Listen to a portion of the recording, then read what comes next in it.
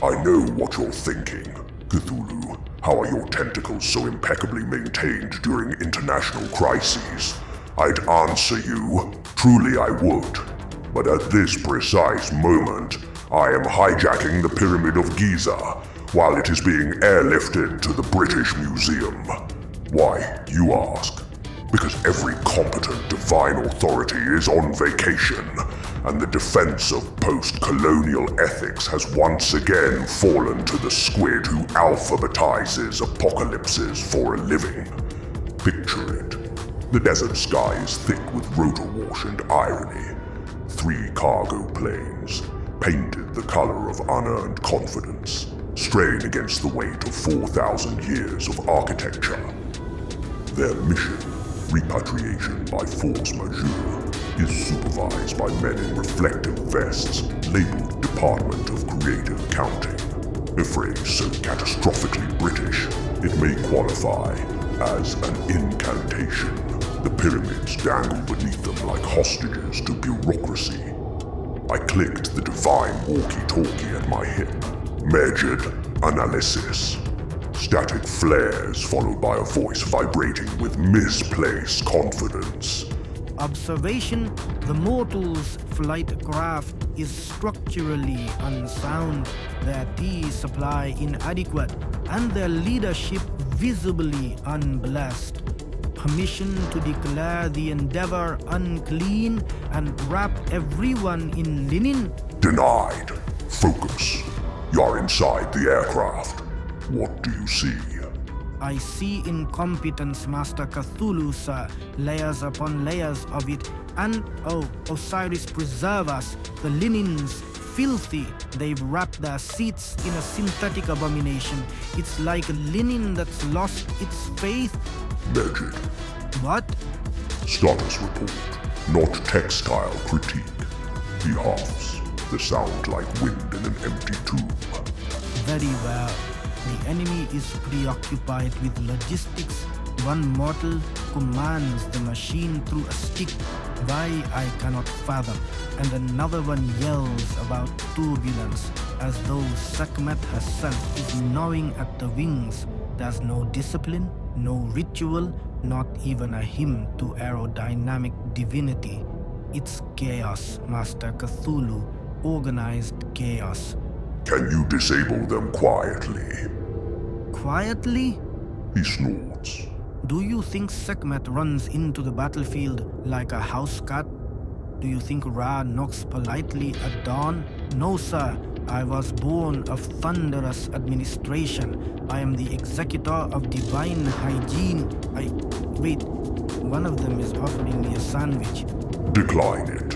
Impossible. It's chicken. Osiris would weep. A crunch follows, then muffled human panic. I can almost visualize him. Linen flapping, eyes glowing through the sheet, gesticulating wildly about purification rites, while the crew tries to exorcise him with a clipboard. Medjed, I say, stop fraternizing with the enemy.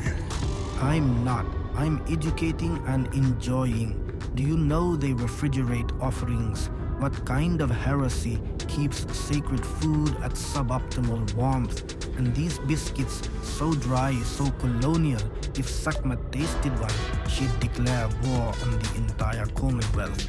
The pyramid tilts. A cable snaps overhead with the sound of divine exasperation.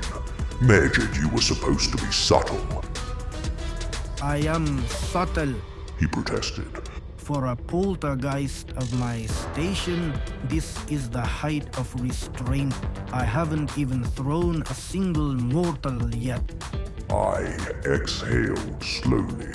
Medjed, being less violent than usual doesn't make you subtle. It makes you tired. He bristled audibly.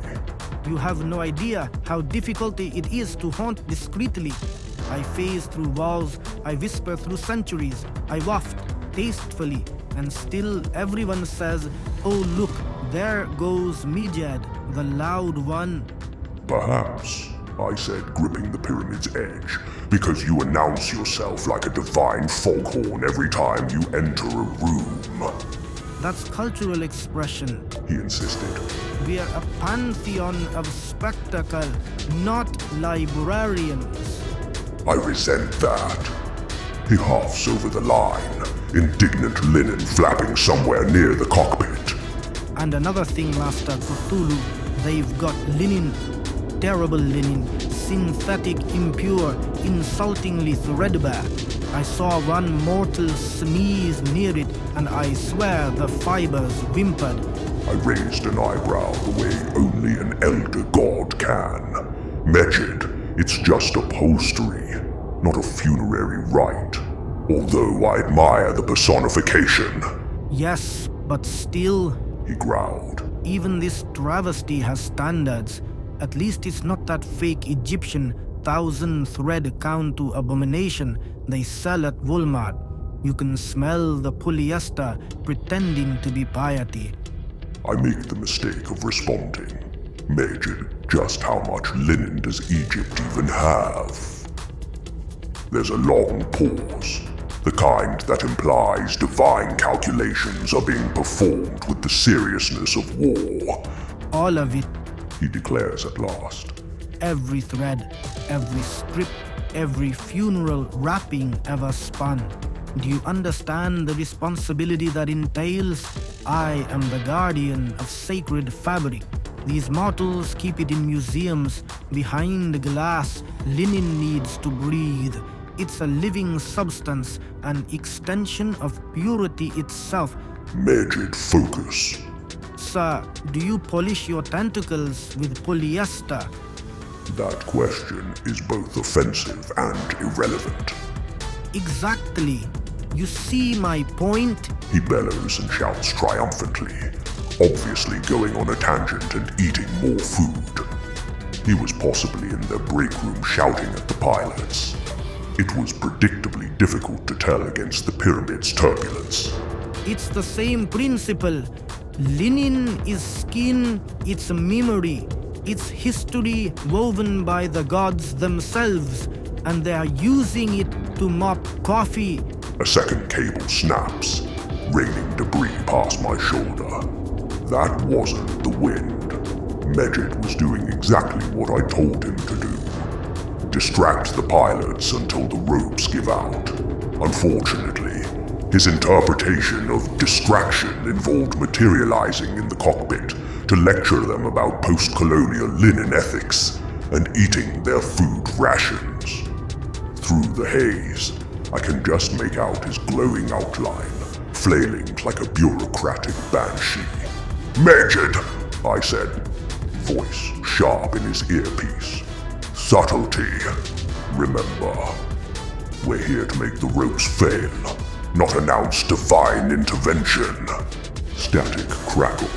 So, no laser eyes? I pinched the bridge of my nose tentacles. No laser eyes. But they're ceremonial. Anubis once said I could. Anubis gets distracted by being called a good boy and other mortal words of affirmation. Now focus on the plan. Distract the pilots. Loosen the cables. And for the love of all pantheons, do it quietly. The less noise we make, the less likely Lakshmi is to notice a pyramid-shaped irregularity in the global audit. He groaned. Fine. No laser eyes, just the ghostly flourish. Good. Flourish responsibly. I glance upward, half impressed, half resigned, wondering how an entire pantheon managed to produce a ghost this passionate about laundry. Master Cthulhu, sir, I don't understand. Why must we tiptoe? Is Lakshmi so terrifying that we must not, as the Westerners put it, go in guns blazing? We are gods, no? We discussed this, Medjed. Yes, but... He opens his mouth and I close it the way one seals an archive. Decisive and final. Hear me, Medjed. Hear this slowly, because I'm about to outline the precise future that awaits you should you turn this into a spectacle. He goes quiet and also stops chewing. Always a bad sign. The kind of quiet a cat gives right before it jumps into a ceiling fan.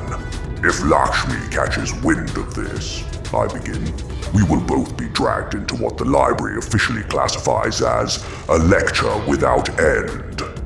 You've never met her truth-saying cow, have you? There's a pause. She has a cow? She has the cow, I correct. A divine bovine whose only purpose is to sense dishonesty and then moo directly into your moral failings. Do you know how humiliating it is to be contradicted by a creature with the emotional intelligence of yogurt? Medjed snickers through the line. You're scared of a cow? I am terrified of that cow, I stated flatly, remembering how she pretended to be locked in the interdimensional library's vault only for it to be one great, big fat cosmic test. Last audit it stared at me for 17 consecutive minutes and then mooed the words, "mother issues." I still hear it when I sleep. Maybe she just likes you? She doesn't like anyone. She's the physical embodiment of passive-aggressive enlightenment. And for whatever reason it triggers Lakshmi into going on monologues, some even rivaling my own. And if Lakshmi starts one of her digressions about family, oh, the stories. My cousin married a peacock spirit. My uncle turned into a river and flooded the engagement banquet. She'll go on and on and on until the next Kali Yuga. You think you can smite forever? Try listening forever. Medjed clears his throat nervously. She sounds more thorough than your Madeline. That's because she's the cosmic patron of thoroughness. She will find this mess on a report, track it to me, then to you, and then she'll start asking where the funds for monument retrieval audits went. And then the cow will look at you, moo the word embezzlement, and that's when the real horror begins. He gulps audibly. So, we fix this quietly. Understood? Exactly, Medjed. We put the nice pyramid back in its proper place. No witnesses, no reports, and absolutely no divine cows. There was a pause. A mortal voice echoed faintly through his receiver. Male, British, nervous. Sir, Medjed said. One of the pilots is asking why a Hindu goddess is concerned with auditing Egyptian gods and what this means for interfaith beliefs across the world. I froze, gripping the walkie-talkie. Unbelievable. What? Why are you talking to the pilots? They seemed curious. I was being educational. Medjed, I snapped, ready to eat the walkie-talkie and my feelings. You are not an educational resource. Get out of their break room. Static crackled, then the unmistakable sound of a kettle boiling. Too late, he said cheerfully. They offered me tea. Oh, splendid, I muttered to nothing, gripping the pyramid tighter like a stress triangle. We've gone from reverse imperialism to airborne hospitality. The plane jerks violently. I glances upward. A flailing silhouette darts past a window, arms waving like a malfunctioning saint. He comes back on comms, panting. Sorry, boss. Minor turbulence. I may have thrown the co-pilot over a beverage guard. No fatalities, probably. I look down at all the tourists in Cairo that look like ants from up here. You are supposed to be a smiter, not a centrifuge. I smite with style, he insists. And besides, Osiris said I should learn initiative. Osiris also once lost his entire torso in a laundromat. Perhaps not the best mentor in risk assessment. He scoffs, offended through the static. Typical bureaucrat talk. You eldritch types love your ledgers and memos. You've forgotten the true art of divine chaos. I am passion, linen-clad entropy, the whisper of wrath behind every gust of... I interrupt, tone clipped. Medjed analysis. A beat. Then reluctantly, Oh, right. Situation remains airborne. Mortals in panic. Pyramid structurally compromised, but not yet reclaimed. Linen still unclean. good, I say, exhaling through every metaphysical pore. Now hold position. We keep this quiet. We reground the pyramid, and the Hindu pantheon never hears a word. Lakshmi assumes the surge reading was a mirage, and I keep my accreditation. And I get amnesty for the ghost tours. Conditional amnesty. He chuckles darkly. Ha. Osiris once said conditional forgiveness is just foreplay for damnation. And I'm starting to see why he's in pieces. My communicator crackled again. The specific kind of buzz that precedes divine supervision. Not mortal interference. Not a mortal audit. Divine. The frequency alone carried the bureaucratic chill of something with clear authority and infinite patience. I froze mid-cling, staring at the little device like it had just grown teeth. The light on it blinked. Soft gold. That was the worst possible color. The Pantheon line. I didn't need to check who it was. Only one goddess had the gall to call during an active crisis, and the gallantry to follow up with documentation. Iset. For several long seconds I simply hung there. A cosmic being of unknowable power, mentally cycling through excuses. Maybe if I pretended the connection was bad. Maybe if I faked a solar flare. Maybe if I bit the walkie-talkie in half and declared it an exorcism. Anything. To avoid explaining to a major Egyptian deity why one of her pyramids was currently in international airspace. Because if Iset found out, Lakshmi would find out. And if Lakshmi found out, she would call. She always called. And when she called, she would inevitably say, "Let me loop in the cow." And that would be the end of all peace. Iset, after all, didn't just know Lakshmi. She had her own speed dial. There are beings in this universe who wield suns as weapons and beings who command armies of angels. But no force rivals two deities coordinating a cross-departmental complaint. So I stared at that blinking gold light, gripping the pyramid like a man awaiting trial, and wondered if I could pretend to be unconscious for the rest of eternity. Cthulhu, Came Iset's voice, precise as calligraphy. I'm interrupting my vacation because I am registering an energy spike over Egypt, the size of a small apocalypse with your data signature all over it. Care to explain why the desert is glowing? I straightened my tone into something approximating professionalism. Minor turbulence in the metaphysical field, perfectly contained. Nothing to report. Nothing to... Are you climbing the Pyramid of Giza? Tourism, I said. Character building exercise. Excellent cardio. There was a pause long enough to measure disappointment in metric units. You hate cardio. True, but I love tackling new heights. Before she could continue, another voice broke in over the line, far louder, full of linen and lunacy. Hey, who's the lady? Is this the auditor? We're saving civilization from colonial tax fraud. Medjed, turn off your transmitter, now!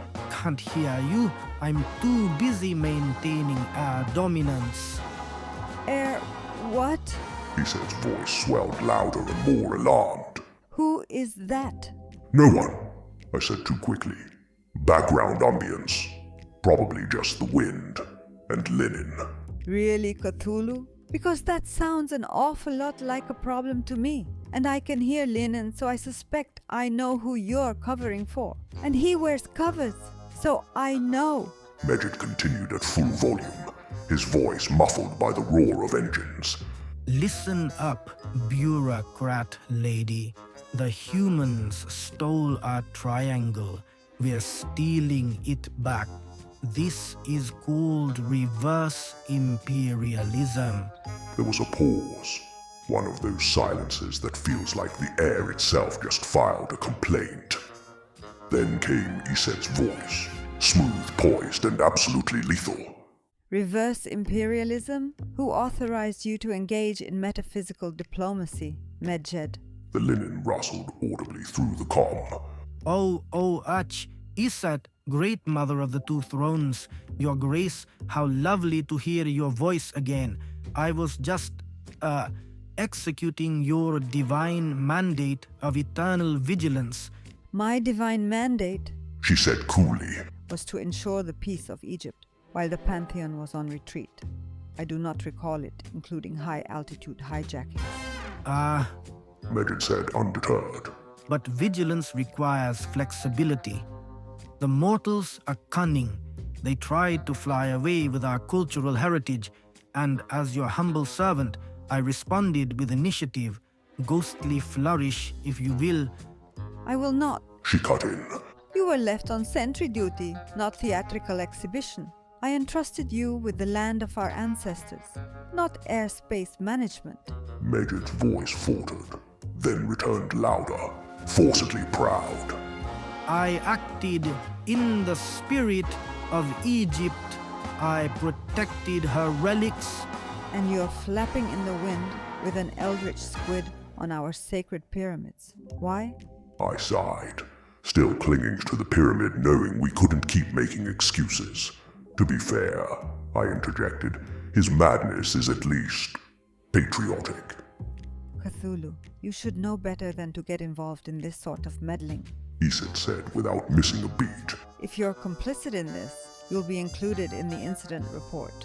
Incident report, I repeated, feeling Lakshmi's cow sense my fear across the multiverse.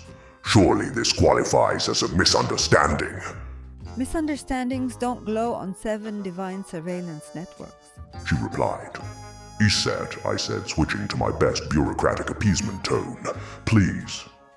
You know what will happen if Lakshmi hears about this. She'll bring the cow. There was an audible sigh from the other end.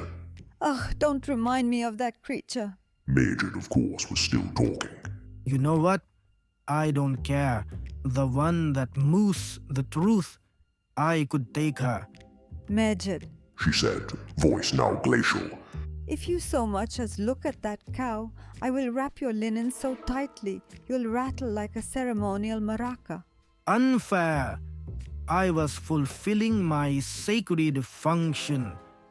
Your sacred function She said, was to watch the sands while we were on vacation, not to redecorate the skies.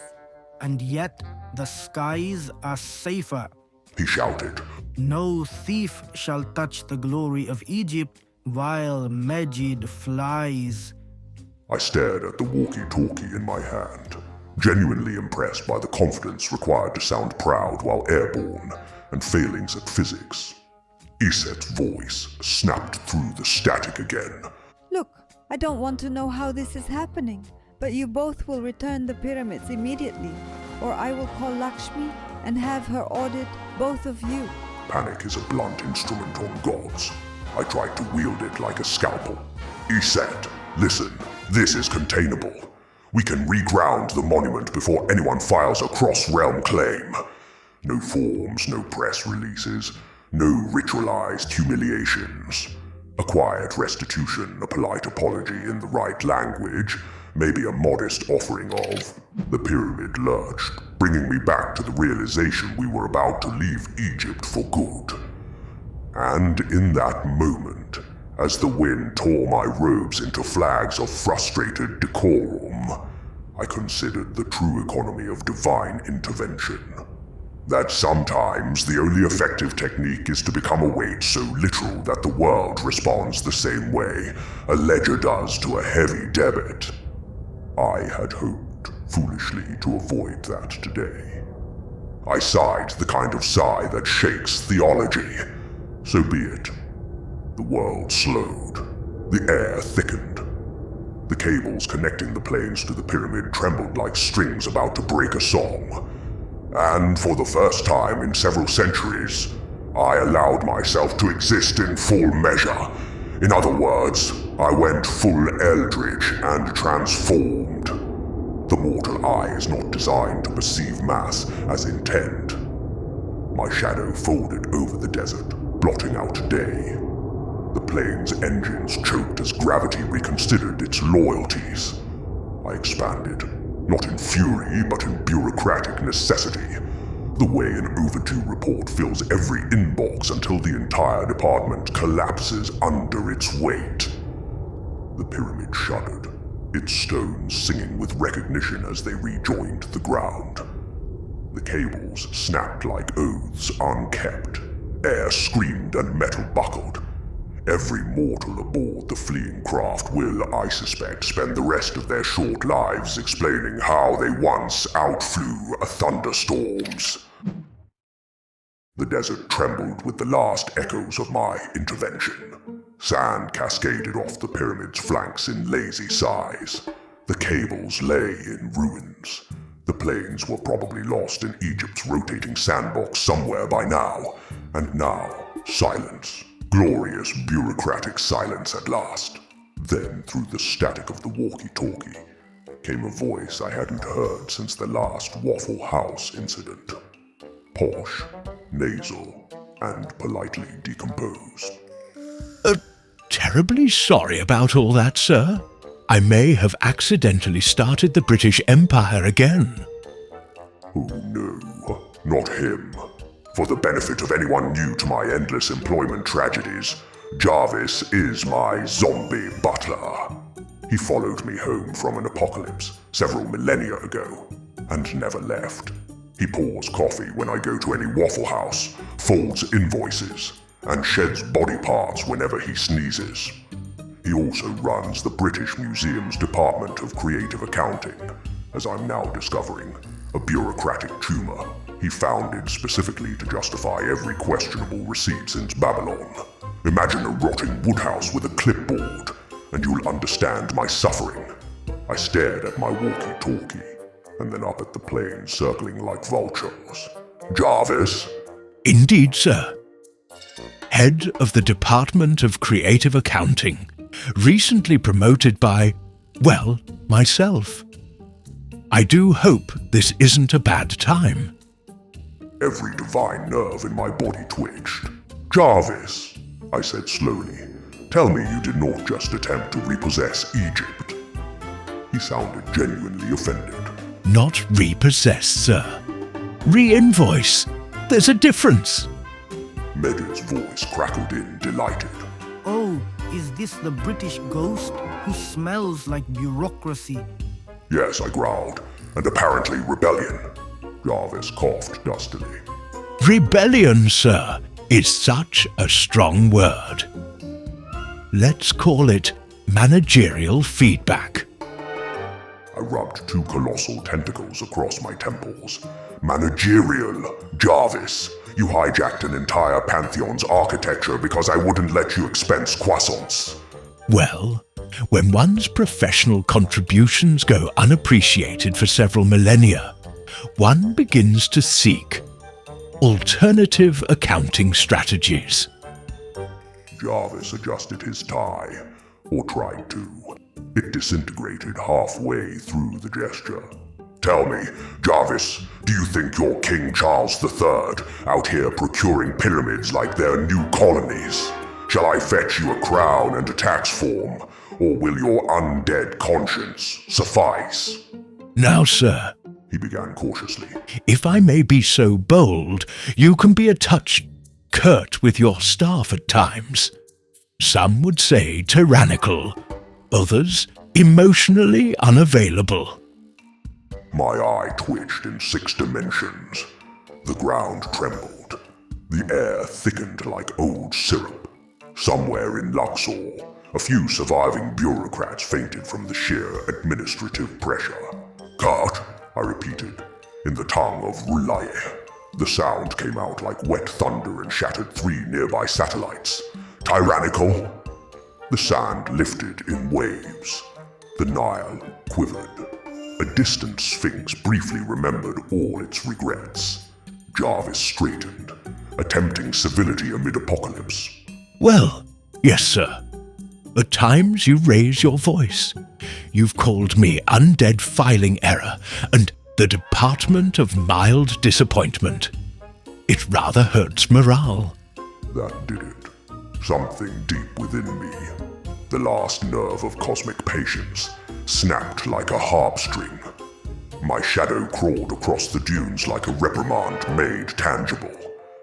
The pyramid trembled beneath my weight, the air fizzing with residual theology, and still Jarvis stood there, clipboard in hand, tie hanging like an existential afterthought, trying to look professional amid cataclysm. Do you know, I began, voice rippling through the atmosphere like a board meeting chaired by a thunderstorm, how much I despise going full eldritch? He opened his mouth, thought better of it. I continued. I hate it, Jarvis. I loathe the spectacle, the writhing, the inevitable mortals writing poems about it. Every time I expand beyond my recommended metaphysical volume, some fragile civilization rebrands it as the end of days and starts carving my tantrum into tablets. It's exhausting. Lightning forked through the dust. My limbs, vast, coiling, shimmering with mythic disapproval, shifted against the horizon.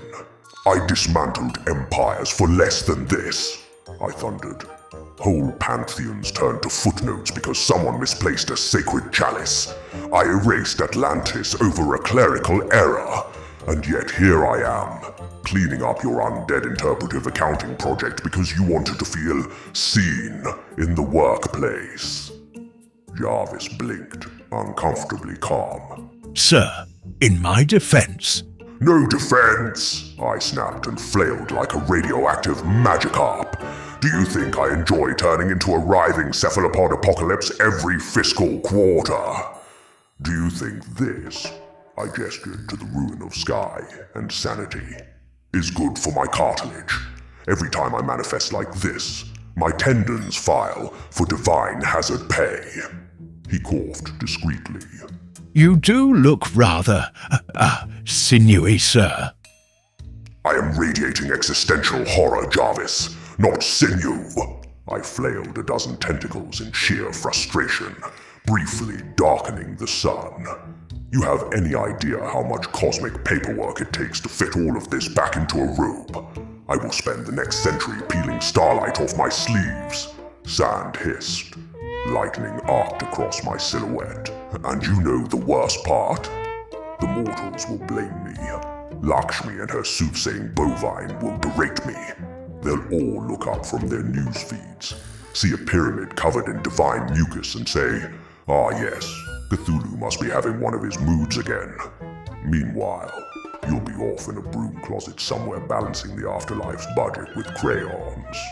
Jarvis looked up at me, one eye dangling slightly loose, and said with perfect British composure, Would it help, sir, if I log this as a professional development incident? Perhaps make you extra waffles with a double wrist flourish for your next Waffle House visit? "Jarvis," I roared, "you requisitioned the Pyramids of Giza. You weaponized a massive, unfathomable amount of intercelestial paperwork. You nearly got us all audited by a Hindu goddess who can sense tax evasion in abstract art. I can hear the cows coming home to roost." He winced. In hindsight, perhaps the branding was overzealous. "You invented the Department of Creative Accounting, Jarvis.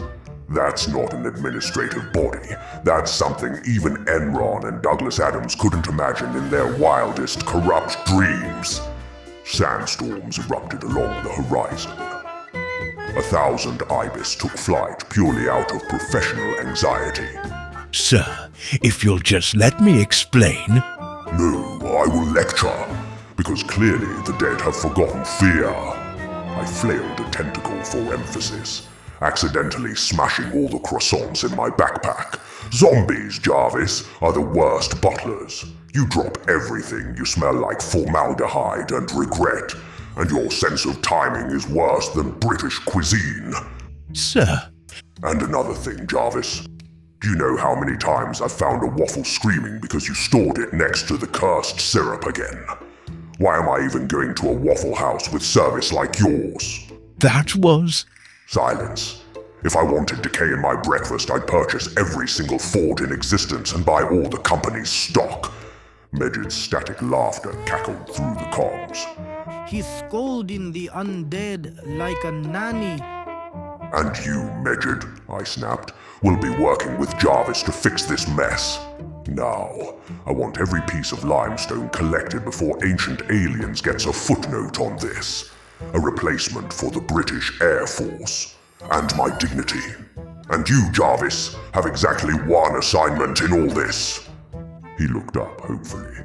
Rebuild the pyramid, sir. Yes, I hissed, but start from the top and work your way down. Since you seem so fond of inversion, let's see how well you fared against gravity. He blinked, confused. Sir, that's architecturally impossible. Then consider it a character-building exercise. And if it's not finished by sunrise, your next post will be polishing the underworld's silverware for Anubis. Without hands. Jarvis deflated visibly. Understood, sir. I leaned closer, voice dropping into a lethal whisper. And Jarvis, if my waffles are not pre-made, evenly buttered, and kept at a temperature above ambient despair for the next episode, Yes, sir. I will unmake your resurrection license. He swallowed a loose molar. Right you are, sir. Good. I turned, dust and cosmic irritation swirling behind me. Now get to work, before I start itemizing your soul.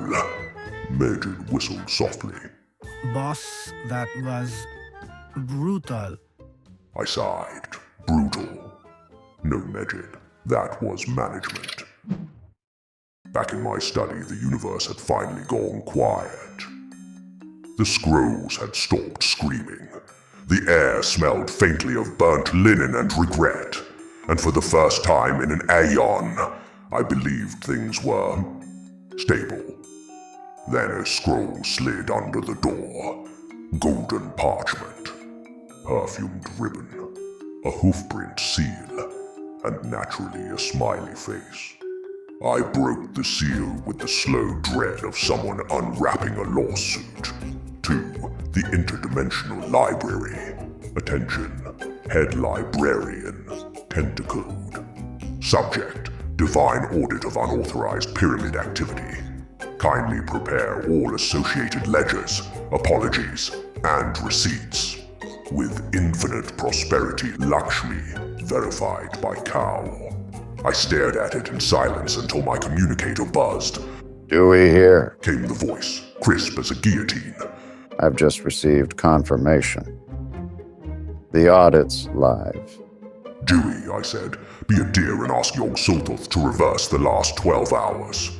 We'll log it as a temporal correction under Section 8, Subclause. Already tried. Dewey interrupted. We're out of timeline points. How? It's almost a new fiscal year. Unfortunately, promotional incentive points went quick. He said flatly. Yogg spent the last of them on a new existential golf course. Apparently, it has 3 dimensions of difficulty and no flag. I closed my eyes. Dewey, remind me why I don't devour the cosmos. Morale. I can't even pin this on Zeus this time. Somewhere in the far corner of reality, a cow mooed in confirmation.